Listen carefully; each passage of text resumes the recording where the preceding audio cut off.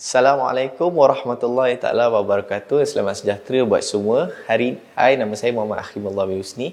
Hari ini saya nak share dengan semua tentang falsafah tarian The Whirling Dervish ataupun nama sebenarnya dipanggil sebagai tarian semak rumi. Okey.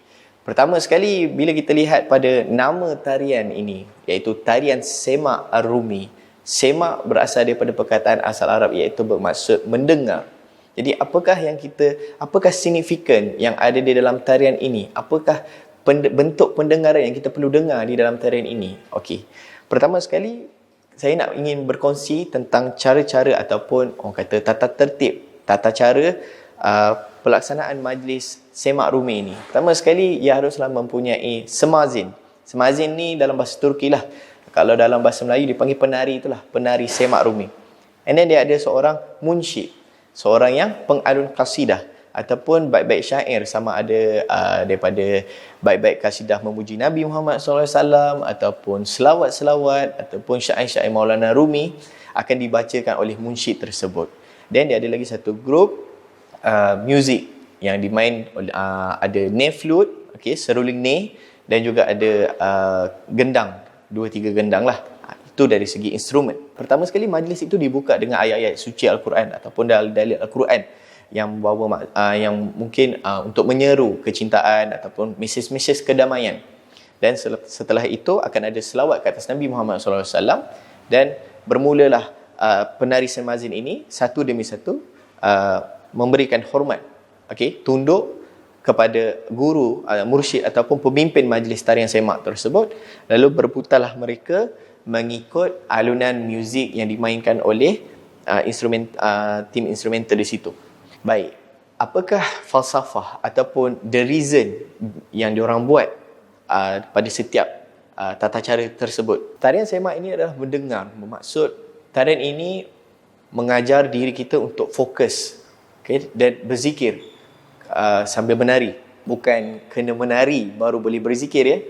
Tapi metod yang digunakan oleh tarikat Maulawiyah ini adalah sebagai salah satu asbab ataupun form yang digunakan untuk mendekatkan orang untuk berzikrullah. Okey, dan pusingan tersebut adalah mengikut pusingan arah lawan jam, anti-clockwise. Seperti kita tahu, pusingan anti-clockwise ni ada dia punya maksud, iaitu ia adalah sunnatullah. Okey, suatu ketetapan yang Allah telah tetapkan di alam jaga raya yang sebesar-besar alam semesta ini, sehinggalah ke partikel-partikel yang kecil seperti proton dan juga elektron yang berputar mengikut arah yang sama, anti-clockwise. Menurut Syekh Arif Hamdani yang berasal daripada Pondok Rumi Jakarta, pusingan ini dinamakan pusingan cinta. Kenapa cinta pusingan tersebut? Kerana pusingan ini daripada alam jaga raya, daripada malaikat yang bertawaf di Baitul Ma'mur, mengikut juga anti-clockwise punya pusingan. Dan alam semesta iaitu bumi dan juga matahari, orbit-orbit dia berputar mengikut anti-clockwise. Dan juga sehinggalah ke partikel kecil iaitu proton dan elektron berpusing mengikut dia punya jalur orbit dia tu juga anti-clockwise. Jadi pusingan ini adalah pusingan cinta kerana adanya dua perkara yang kita pusing mengelilinginya. Jadi yang kita mengelilingi ini ataupun yang kita mendekati ini adalah apa benda yang kita cintai. Jadi pusingan ini adalah pusingan falsafah dia bermaksud ketika kita mencintai seseorang ataupun mencintai sesuatu yang sangat bermakna dalam hidup kita, kita tidak akan berjauhan dengan dia. Kita akan sentiasa ada dalam orbit kita yang sentiasa berasa dekat dengan dia. Jadi pengisbahan falsafah ini diterjemahkan dalam bentuk kecintaan kita kepada Tuhan lah, kerana itulah cinta yang paling agung, cinta kepada Allah Subhanahu Wa Taala. Dan untuk mencintai Allah Subhanahu Wa Taala ini kita mencintai melalui kekasih dia Nabi Muhammad sallallahu alaihi wasallam. Jadi apabila kita mencintai Rasulullah, kita akan sentiasa ingin mendekati dari segi akhlak, dari segi sunnah, dari segi cara kehidupan. Jadi benda-benda ini diterjemahkan di dalam majlis semak rumi tersebut. Dan setelah berpusing, alunan-alunan kasidah tu kadang mendatangkan asyik. Dan dalam masa yang sama, penari semazin ini berzikir di dalam hati mereka, mengingati Allah, mengingati Rasulullah. Jadi itulah yang mendatangkan kerinduan, semakin asyik, semakin fokus. lalu pening tu dah tiada. Selalu soalan lazim bila orang tanya tentang tarian semak ni adalah, tak pening ke? Kenapa pusing lama-lama? Tak pening, tak jatuh ke? Ia tidak jatuh dan tidak pening. Kalau kita ada satu titik point fokus yang buat kita fokus dan asyik dengannya. Dan sudah tentu apabila dia fokus dengan kaedah metod zikrullah, maka pening dan juga selain pada mengingati Allah itu tidak ada. Jadi di situlah falsafah pusingan, cara pusingan. Pakaian dia pun ada maksud. Pakaian dia tu ada mesej-mesej yang ingin disampaikan. Okay, usually kalau kita, siapa yang telah pergi ke Konya ataupun pergi ke Turki melihat persembahan tarian semak Rumi ini, kita akan lihat dia orang akan pakai topi tinggi.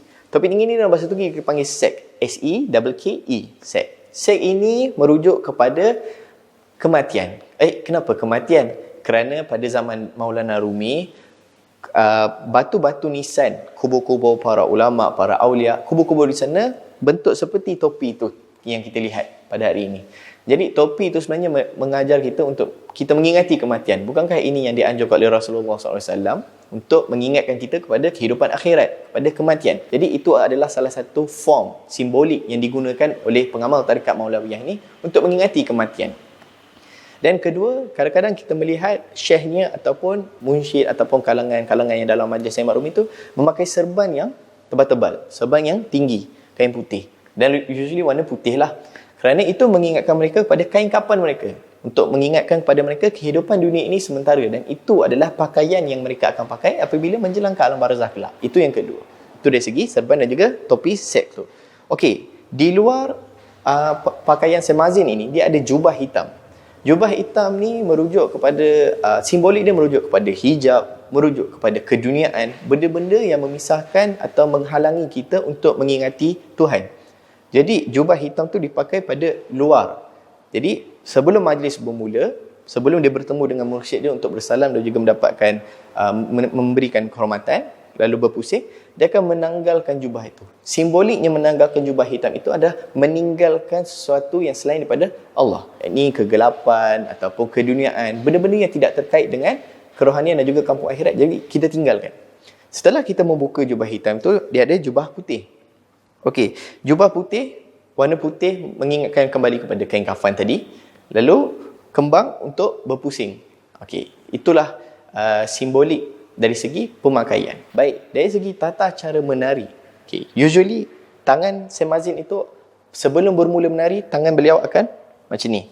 Okay. Tutup bab mawar. Okay. Berkaitan dengan mawar ataupun ros, ia adalah suatu simbol atau metafora yang selalu digunakan oleh Maulana Jalaluddin Rumi untuk mengekspresikan cinta, untuk mengekspresikan kehidupan, untuk mengekspresikan suatu perkembangan. Ini ros. Ros, mawar, mula-mula dia tidak kembang, dia kemucup dulu. Jadi selepas dia tunduk, dia ada bangun, tangan semazin itu akan mula dari bawah dan angkat berbentuk ke atas dan ending dia akan macam ni. Bermaksud tangan kanan, simboliknya tangan kanan menghadap ke atas dan tangan kiri menghadap ke bawah. Itu adalah menceritakan tentang hubungan kita dengan Tuhan itu tidak berpisah walaupun setelah kita diciptakan oleh Allah. Maknanya kita dihidupkan di dunia ini, bukan setelah dihidupkan kita terpisah dengan segala urus tabiat Allah. Tidak. Kita masih terikat dengan urus tabiat Allah.